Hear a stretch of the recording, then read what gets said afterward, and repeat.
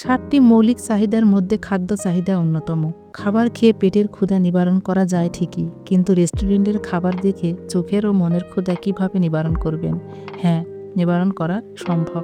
যদি আমরা রেস্টুরেন্টের খাবার বাসায় রান্না করে খাই, তাহলে মনের ও পেটের যে ক্ষুধা অর্থাৎ খাদ্য চাহিদা পূরণ হবে এবং অর্থনৈতিক চাহিদা মানে টাকাও বেঁচে যাবে।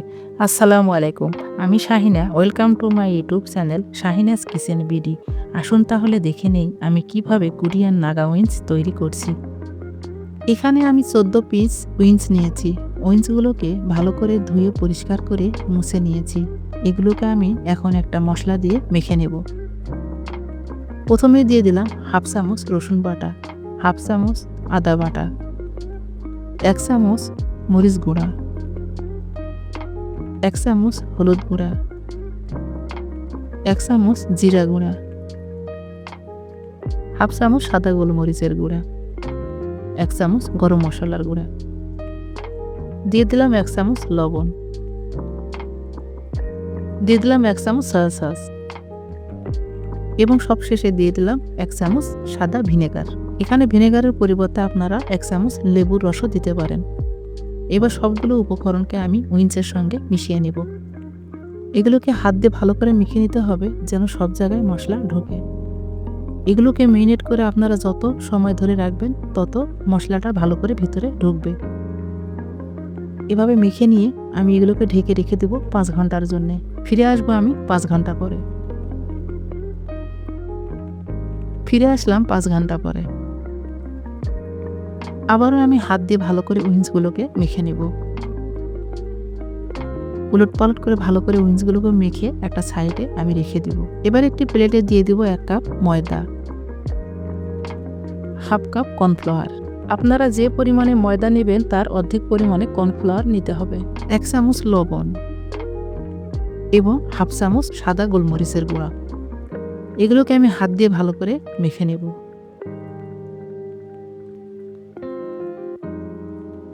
এবার একটা একটা করে উইংস দিয়ে এই ময়দায় আমি উইংসগুলোকে কোট করে নেব। হাত দিয়ে চেপে চেপে আমি উইংসগুলোর মধ্যে ময়দাগুলো কোট করে নেব। কোট করার শেষে এক্সট্রা ময়দাটা ঝেড়ে ফেলে দেব। এভাবে আমি সবগুলো উইংসকে ময়দায় কোট করে নেব। কোট করে একটা প্লেটে দেখেন সবগুলো উঠিয়ে নিয়েছি। এবার একটা ফ্রাই প্যানে আমি পরিমাণ মতো তেল দিয়ে দেব। তেলটা গরম হওয়া পর্যন্ত অপেক্ষা করব। তেলটাকে ভালো করে গরম করে নিতে হবে।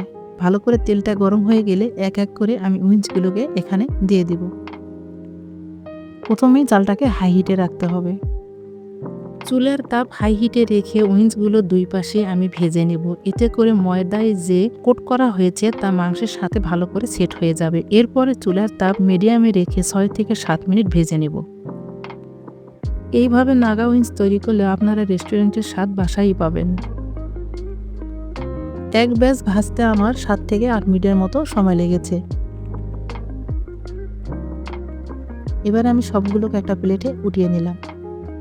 এবার আমি পরের উইংসগুলোকেও তেলের মধ্যে দিয়ে দিলাম। ফিরে আসলাম সবগুলো উইংস ভেজে।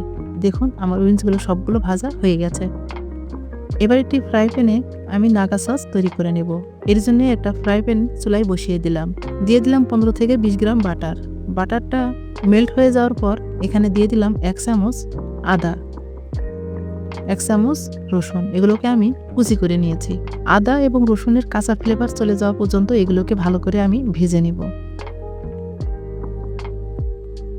ভাজা হয়ে গেলে দিয়ে দিব হাফ কাপ টমেটো কেচাপ। এখানে আমি টমেটো কেচাপটা ব্যবহার করেছি। ইচ্ছা করলে আপনারা টমেটো সসও দিতে পারেন। আমি এই টমেটো কেচাপ বাসায় তৈরি করেছি। আপনারা যদি এই টমেটো কেচাপের ভিডিওটি দেখতে চান তাহলে আমি ওই ভিডিওর লিংক ডিসক্রিপশন বক্স ও আই বাটনে দিয়ে দিব। আপনারা ওখান থেকে দেখে নিতে পারেন। এবারে দিয়ে দিব 1/4 কাপ ওয়েস্টার সস। আপনারা এই সসটি যে কোনো সুপার শপে পেয়ে যাবেন। এবারে আমি সবগুলো সসকে ভালো করে মিশিয়ে নেব। ভালো করে মিশানো হয়ে গেলে এখানে দিয়ে দেব 1 চামচ চিলি ফ্লেক্স, 1 চামচ চিনি এবং হাফ চামচ লবণ। এগুলোকে সসের সঙ্গে ভালো করে মিশিয়ে নেব।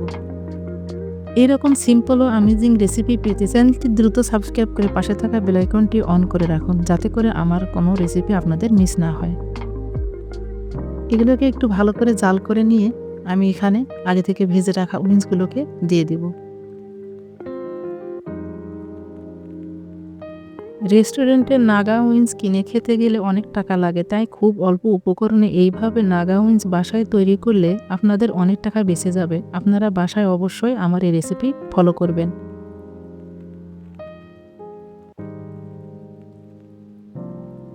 সবশেষে আমি দিয়ে দিলাম নাগা মরিচ এবং দিয়েছি সাদা তিল। এবার এগুলোকে আমি ভালো করে উইংসের সঙ্গে মিশিয়ে নিব। এখানে আমি নাগা মরিচটা অল্প করে দিয়েছি।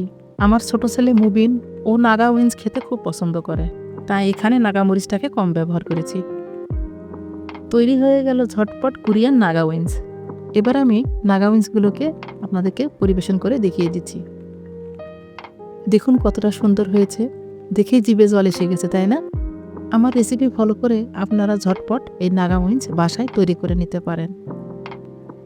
আমার মনে হয় আমার নাগা উইংস খেলে রেস্টুরেন্টে যাওয়ার প্রয়োজন মনে করবেন না। একটা নাগা উইংস আমি আপনাদেরকে খেয়ে দেখিয়ে দিচ্ছি, আপনারা না খেলে বুঝবেন না। আপনারা অবশ্যই আমার রেসিপি ফলো করে বাসায় ট্রাই করবেন, দেখবেন পরিবারের সবাই আপনার ফ্যান হয়ে যাবে। আপনারা বিশ্বাস করবেন এরা খেতে কতটা টেস্ট হয়েছে, আমি আপনার চলে অনুভূতিটা বোঝাতে পারছি না। আপনারা অবশ্যই আমার রেসিপি ফলো করে বাসায় একবার হলেও ট্রাই করবেন। আজকে তাহলে এখানেই বিদায় নেই, দেখা হবে পরবর্তী কোনো ভিডিওতে। আসসালামু আলাইকুম।